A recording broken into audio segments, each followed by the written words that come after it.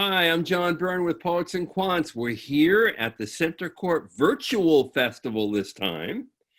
I'm here in California at my home in Marin County, and I have in London a town that is really one of my favorite cities in the world, having lived there over 3 years myself when I was younger, Leila Guerra. Hi, and Leila is the Associate Dean of Imperial College's Business School. And I just got to say, when I was able to visit Imperial, I was so impressed. And it wasn't only because down the street is the Victoria and Albert Museum, where I got to see at the time the special exhibit on Pink Floyd, which I really love. But Imperial, for those of you who may not know, is sort of the MIT of Europe. And its business school is very tech focused, and you can't walk on that campus and not really feel how the students and the faculty and even the facilities are on the leading edge in the world. So Leila, welcome. And tell us a little bit about the MBA program at Imperial and its connection to the broader university. Hi, John. It's such a pleasure to be here with you today. Thank you so much for inviting me. Let me tell you a little bit about Imperial's MBA. And I'm going to start with a confession. 7-8 years ago, when I first moved to London, someone spoke to me about this MBA. And my reaction at the time was, what? Imperial has an MBA? Here we go. I'm being honest and transparent. And the reason for that is because obviously I had lived in a few countries and I knew Imperial College. I knew the science, I knew the medicine, I certainly knew their engineers. I had heard about their finance, but I had not been aware that they had an MBA. And here I am 7 years later, leading that program together with the others. And obviously now I have a much deeper understanding of the MBA. And I should just say, I want to interrupt and say this about you. Do that. You have an incredibly broad range of experience in business schools because you've worked at IE in Spain, you've worked at London Business School, and you worked in Singapore before coming to Imperial. So you really know the landscape. Thank you. And actually that leads me to explain a little bit about the MBA. Our MBA is slightly different. In the institutions I've worked for, the management side, the leadership side came first. And then as it evolves, as technology evolved and society evolved, that was all included and that was incorporated. At Imperial, we've done it slightly in the other way around. We had the STEM background, the STEM university DNA, and the MBA came later. We're quite a relatively young institution as a business school in its current form. It's not even 20 years old. Mm-hmm. And so our MBA is just driven by the science and technology and engineer DNA and is reflected in everything we do. The curriculum goes beyond, obviously you have the foundations of management as you would expect, but it just goes always beyond, and we're always trying to think about what can we take advantage of our college, of the environment, of the companies that come to Imperial, of the students that seek us, and make sure that we deliver on digital transformation, that we deliver on engineers mentality, that we deliver on data, and so it's quite an exciting program, and it's an exciting moment to be there as well. And in addition to your full-time program, you have a very successful online program as well, which we should talk a little bit about. And we'll get to that. I want to talk a little bit about, what are you looking for in an ideal candidate? And should that person be an engineer because you're so tech focused or not? No, not necessarily. We have, of course, many engineers and science students seeking us out, but 50% of our students on the MBA have a business background. So what are we looking for? I think, needless to say, Imperial is a research-driven institution. Quality goes always above everything else, and we're looking for top candidates, top students. What needs to be linked to that? We're looking for students who have this extra drive, who have the connection to technology, who find the vision of how society is changing. One of our lemmas that is actually in today's world more relevant than ever is in a tech-driven world. How can we improve that impact on society and business? We're looking for risk takers. I think it's safe to say that it is one of these institutions where students, faculty, and staff are allowed to innovate, and even we can fail. And we try things out that sometimes don't work. We learn quickly, we innovate quickly, and it's a quite fast-driving space. And that environment, that cultural impact that we have, is something that we also find in our students. It's quite a diverse environment as well. We have over 120 nationalities on campus. That's just the business school, and gender balanced across all of our programs. You rightly mentioned we're not only an MBA institution. As a business school, we have 17 programs. 20% of our programs are delivered online, but that diversification of the portfolio, the masters in climate change, a masters in health management, all of this content that is being created impacts the MBA and allows the MBA students to adapt their journey as their interest also adapts and evolves. And I should point out, a lot of people may not know this, but many of the European programs, in MBA programs that is, are at standalone business schools. Yes. That don't have the advantage of a broader university where you can take elective courses where you're going to collaborate with students who are very unlike you. And if you're interested in particular in entrepreneurship, a bunch of MBAs getting together to launch a business is not nearly as promising, I'll put it this way, as MBAs with people from different disciplines who bring real knowledge and know-how to the game. And I think that that's a real big asset for Imperial. Now, you're obviously a one-year MBA program. Yes. And how many do you bring in every year? And when do you bring them in and when do they graduate? So our MBA portfolio has over 400 students. However, the full-time MBA is a boutique MBA program with 70, 80 every year. We have one intake and it starts in September, last week of August. We're planning still to start in September this coming intake. And then we have the weekend MBAs, online MBA and executive MBA. And as you rightly mentioned, they do benefit from working together and collaborating, but the full-time MBA, being a smaller cohort, allows also for a higher touch point with academics. Right. And tell us a little bit about your online MBA, because I think you have one of the best online MBAs in the world. And I think another interesting thing about it is now that we are in this pandemic, you have had a very big head start over many other schools because you know the format, you have faculty who've taught in it. And I always make a distinction between remote instruction, yes, which is simply putting a class up on Zoom, and a real online course that's been designed from the ground up, redesigned and rethought to make the learning objectives really come to life. So your online program you've had for how many years now? So it's been around since for 5 years, although we started with our online delivery 10 years ago. Mm-hmm. And you have how many people in your online MBA? Yes, so we have 200 students a year, and it's growing every year. It's a 2-year online MBA, so there is 2 cohorts happening at the same time, but it's 200 students. And you can take that while you work full time, obviously. Absolutely, absolutely. It is a blended approach. The students do come to campus very, very selected times for a week to London. We want them to experience the London amazing city. But I think I want to highlight what you mentioned about the difference between remote and online. Our online MBA is a very thoughtful, a very sophisticated approach to online delivery.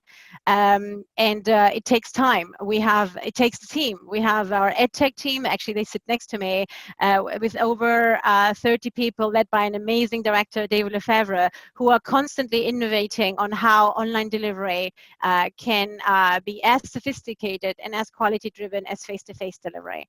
And the reason I want to paint it out is because in the last days, I've been seeing quite a few articles, including from some friend of mine who were saying, oh, online and face-to-face, it's just not the same. remote delivery, Zoom delivery, which obviously is a valid choice, might be different, but an online sophisticated approach has a lot of interaction, is certainly a more developed model than just Zoom delivery. So I wanted to take the chance and clarify that. That's really true. I mean, you have asynchronous and synchronous learning. Yes. All the assignments, all the quizzes, all the tests, all the group discussions are all designed for an online format, as opposed to winging it as you go. Because we have a pandemic and, oh my God, I've got to teach online because I can't go to the classroom, and now I'm on Zoom. That's very different. And that's fair. That's a fair Yeah. that's a fair option. And we did that for a few weeks, of course, Yeah. when in 24 hours we went remotely. Of course. So if I were to ask your MBAs in the full-time program, what are the highlights of the program? What would they tell me? Oh, interesting question. I think if you ask students, they would always say the community and networking with each other. And you would want them to say the finance program, the finance or the accounting course was the best, but they will always say just the connection with the students and with academics and with staff. That was the thing I will remember 20 years from now. If you then went to program-specific elements, let me say the leadership program, that we have a resilient leadership program that dive into the soft skills and how you can develop as a leader in this tech-driven world. So that's something that I think we've seen it from the student evaluations that they very much appreciate. They would certainly mention the campus offering, the data sparks we just talked about, this huge data center where we tackle business challenges, the climate change center where we look at what climate change actions can be taken from an MBA perspective. They would certainly mention that community that links to this Imperial spirit. And I think potentially they would also mention the clubs. And if I can highlight two, I would say the Entrepreneurship Club and the Careers Club. Imperial is very entrepreneurial in our mindset, as I mentioned before, and we just encourage all of the community and all students to find that entrepreneurial spirit. I think they would mention that. Yeah, that's all good. And experiential learning, talk a little bit more about that. What part does experiential learning play in the MBA program? So if you think about experiential learning in this current scenario, I have to adapt it as we speak. It used to be 2 months ago. We would talk about the field trips and we would talk about the projects that students undertake with companies, and we would also talk about the research projects that go back to this impact on society and the sustainability angle. That is all part of our experiential offering. The challenge right now, my COVID-19 response now, is how you could take all of that experiential learning and deliver it in a remote scenario, in an online scenario. And interestingly, it has sparked more creativity and a new approach to how that experiential can still be delivered. So I've been quite pleased with the students and with our academics in how they've been bringing new ideas.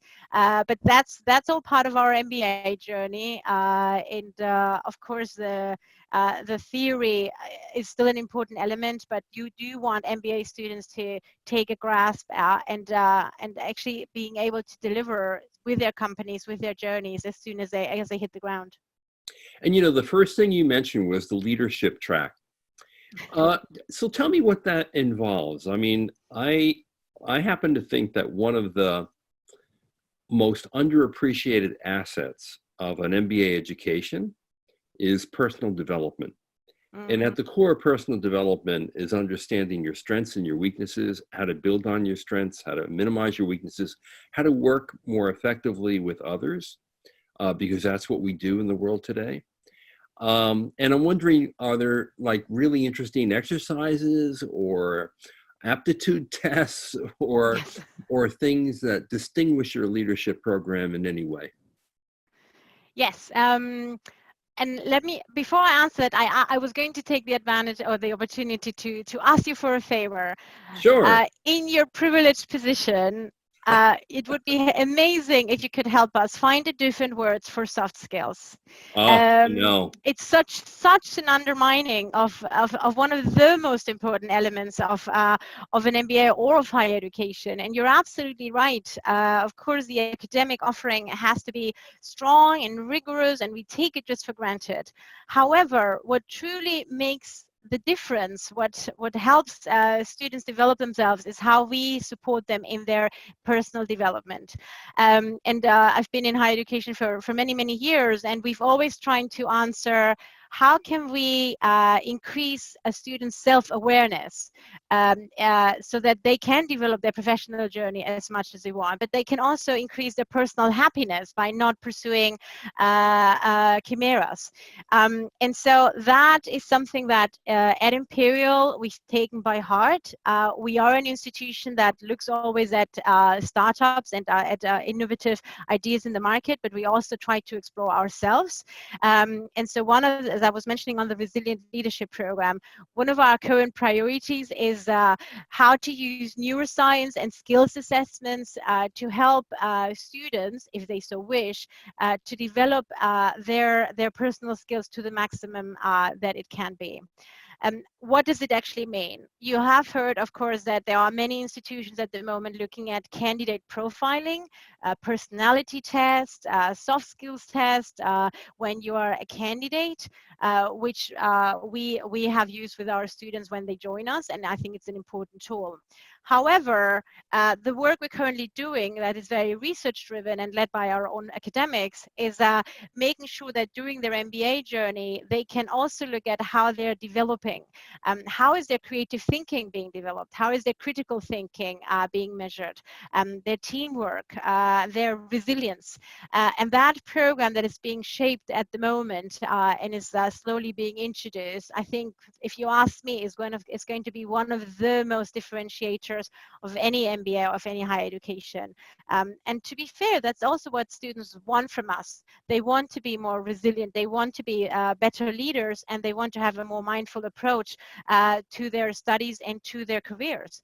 And so that's, I'm truly excited about that, particularly because once again, we're linking the research, technology. Our edtech teams are working on this. They're using machine learning to evaluate that student performance, and then the students as well. Right. I also think that, you know, one of the things that comes out of an MBA program that's very important to an individual's success is self-confidence. Mm-hmm. And through leadership development exercises and through the knowledge and the know-how and the experiential learning that you gain, you come out not with cockiness, but with a self-confidence that really gives you a persona of success in and of itself, which is incredibly important. Now, how much attention do you pay to the core curriculum versus your electives? And do you have concentrations that people can take? Because it is a one-year MBA program. So what percentage would be devoted to the core curriculum, the basics, marketing, finance, accounting, statistics, blah, blah, blah, strategy? So if you go to structurally, it's I would say the balance is 60% core, 40% electives. Mm-hmm. However, that wouldn't incorporate all the extracurricular elements that are included that link back to career support, leadership support, and extracurricular activities. So on this 60-40, we do not have concentrations. We have a very large pool of electives. Both interestingly online and face-to-face electives that allow students to be a little bit more flexible in how they approach their year. And as I mentioned at the beginning, because we have this broad range of programs, we're moving towards a more shared pool of electives across the different programs. Whenever the prerequisites are the right ones, students will benefit of the business analytics program or of the climate change program. And actually, one of the things that our MBA students always request from me is, when can I have access to the electives being offered by college, by the other faculties? Right. Now with this situation where we're moving to more online offering, I think that's one of the best advantages we'll try and work on, which is this, yes, you want to do more on machine learning or on virtual reality, on Python. It's not just a business school, it is the Faculty of Engineering, Faculty of Medicine, and our Natural Science department that can offer that to you. So 40, 60%. That's a great mix. And I just want to say, having been at the school, what I really feel when I walk through the halls is that you're really on the leading edge of technology, obviously. So that means things that are already impacting the world of business and that will impact it further and more deeply. Not only digitization, but machine learning, artificial Yep. intelligence, data analytics. Yep. You mentioned climate control. These are all very present when you go to Imperial.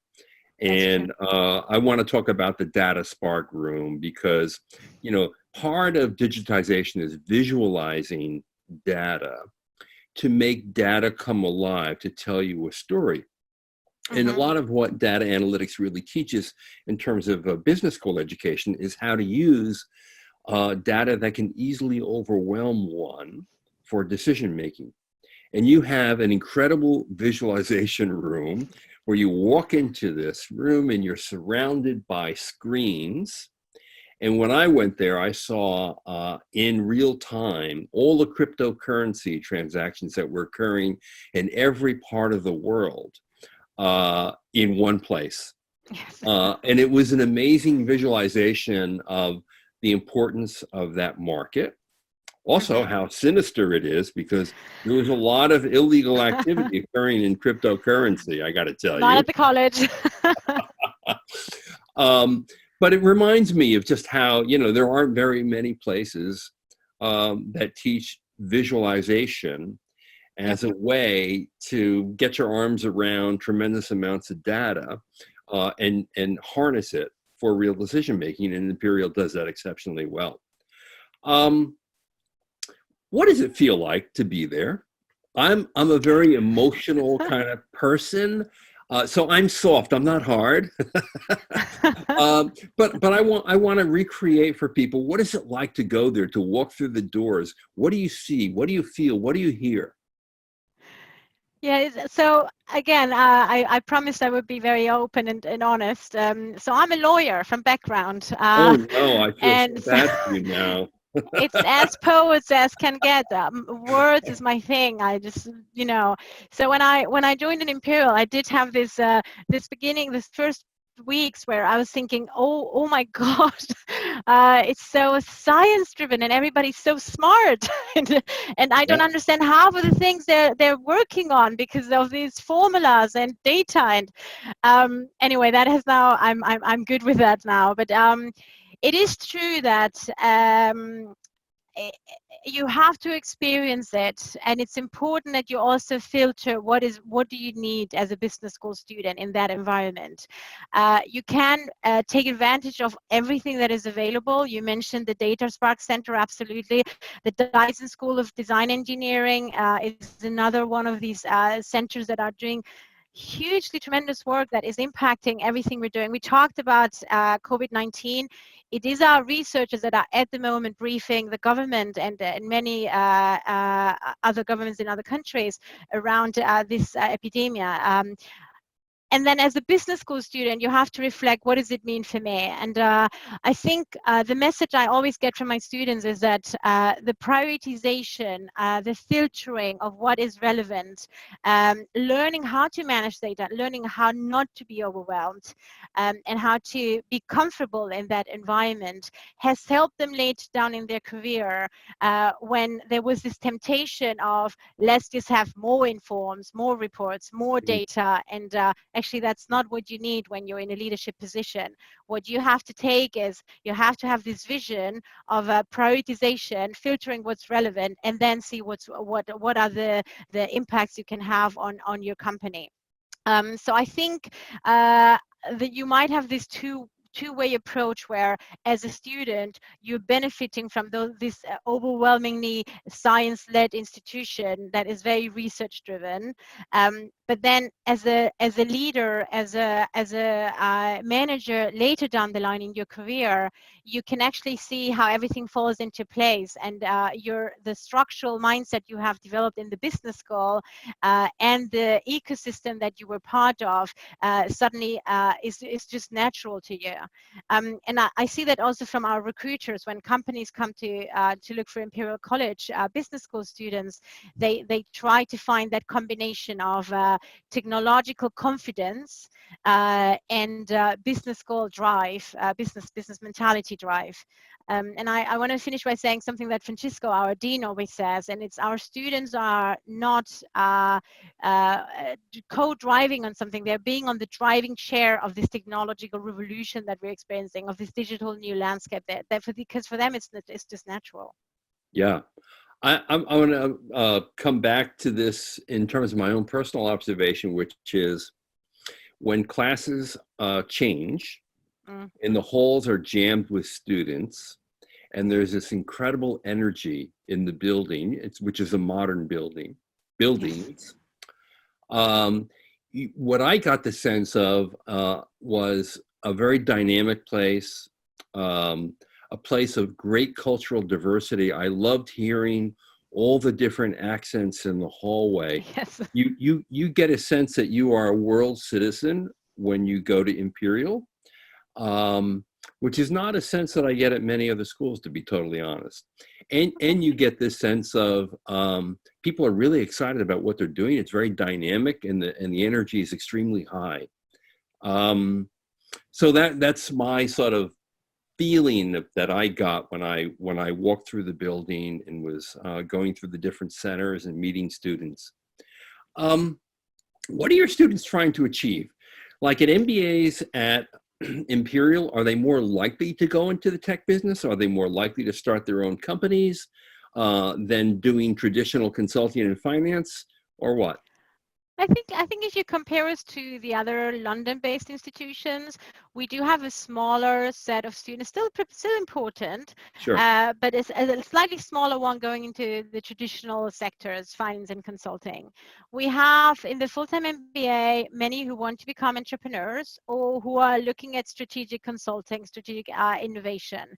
And then, yes, of course, technological institutions, the Amazons and Googles of the world are attracted to our graduates because of that combination.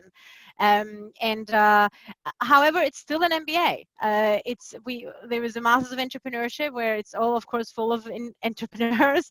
The MBA is still having a fairly good distribution of career tracks that they pursue. Very ambitious, as you would expect as well, and driving to do this change.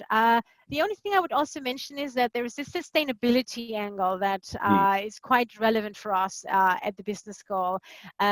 Maybe because of the connections to the climate change center, our investments in energy as well, and the social innovation that we're working on. So they always try to ask for more than not just a career journey. I want to have a successful career journey, but with a societal impact. Right, exactly. How has this pandemic affected the school and your personal view of life in London? Gosh, how much time do we have? Yeah, really. You're obviously you in your flat, or are you in your office? I'm in what my team called the Harry Potter cupboard. It's Oh, I potentially the smallest room I have in my house. But yes, I live outside of London. We moved to an online situation in 24 hours. It has been challenging. It has been obviously tremendously concerning to see our students and our staff, and we've been all affected by this pandemic in many ways, in ways that we cannot even yet measure. So when I think about the health implications, the concerns for our families, making sure that our students felt supported, them and their families, that our staff felt supported, that has been just just overwhelming. It took everything over. It was just making sure that everyone was fine. However, obviously, as an institution that is keen to change and open to innovation, very quickly that thought of concern and support and mental health pain and physical health pain was joined by another one that was saying, okay, what now? How are we going to keep? How are we going to innovate? What is going to happen next? And this innovative spirit that came very quickly to life and was also inspired by the work that our medicine students were doing and the other areas of college were doing. We were seeing them fighting and we were saying, what can we do? What can the business school students do on our side? And so what does it mean for us? When it comes to me and my teams, it's about delivering the best experience in the current scenario as we prepare for a long-term duration of multi-delivery. What do I mean with that? We do hope to have students back to campus very soon, but we're preparing for the situation where we might dip in and out of online to face-to-face, and we want to make sure that students feel that they can do that as and whenever needed. So I need to promise my students flexibility and quality in no matter what delivery they choose. Because it will change. In September, we might have half of the students back to campus, half of them doing remotely because they're all over the world at the moment. When it looks at the students, they're currently thinking, how can I help business? How can I help with my companies? How can I help with redefining this new model that we're all, I mean, this is transforming higher education as we speak. And it's a threatening moment, but it's also an exciting moment. That's true. So what's your best advice for those who want to come? I mean, we're in this world now where what they should do normally is go to the school, sit in a class, have lunch or drinks with some of the students, and really feel, touch, taste, smell the place, which they can't do today. So what's your best advice for people? I think my best advice at the moment is still value the impact of higher education. The fact that it is not physical anymore does not undermine it all. Actually, it actually increases more the need for an MBA. The learnings you acquire from an MBA, I did my MBA 10 years ago, they are lifelong, they will stay with you. So don't think at any time that an MBA right now is not the best decision. It still is. My second advice is make sure that when you research the institutions you're interested in, you can feel the connection. The human connection is the one we're all looking for, we're all eager to define.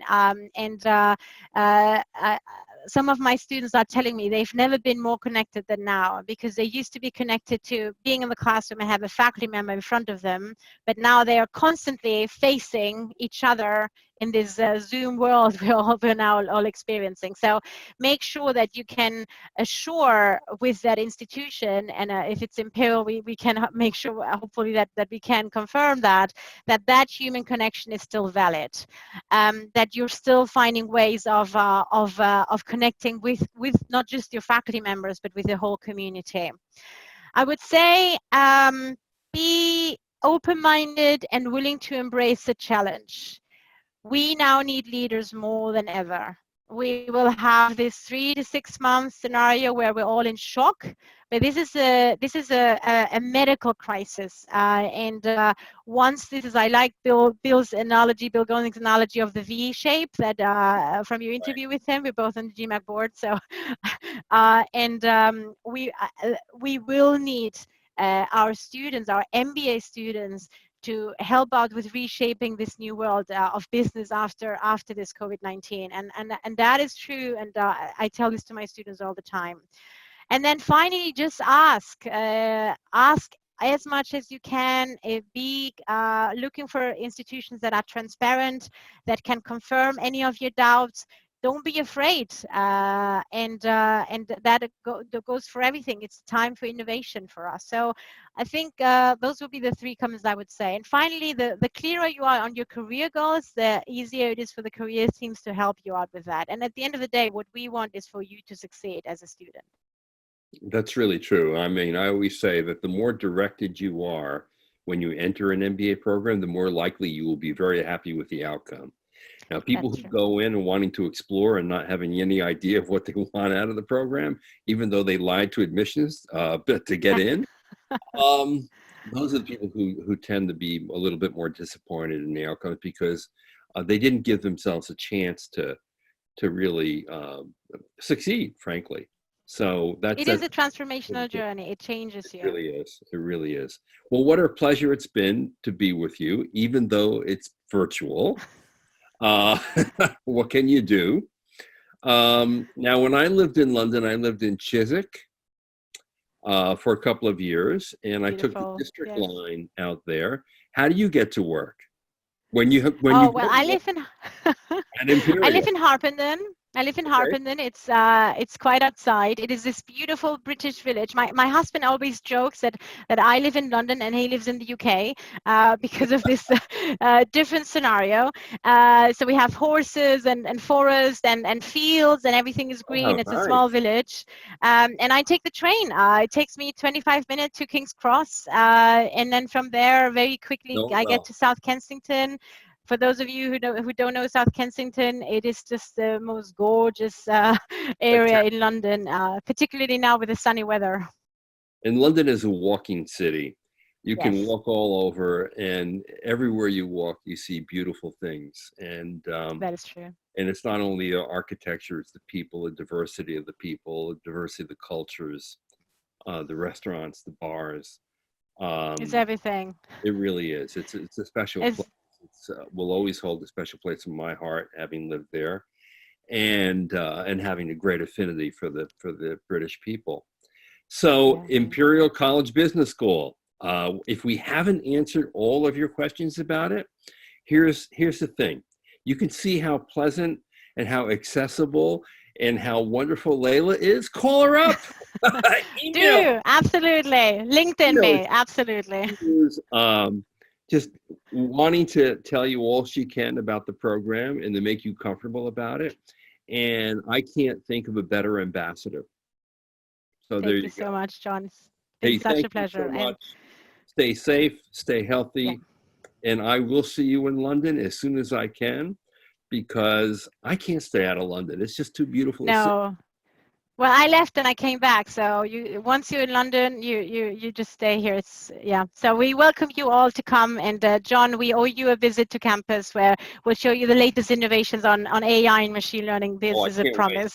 I really can't wait because that really is the future. And the affiliation with Imperial College overall and the connectedness of the Mm, faculty, the students, all the buildings really bring to life the future of what we're going to experience. So thank thank you you so very much, much. Leila. It's been a pleasure. And thank Thank you you. Same here. for watching. Thank you, everyone. Check out Imperial College Business School. You won't regret it.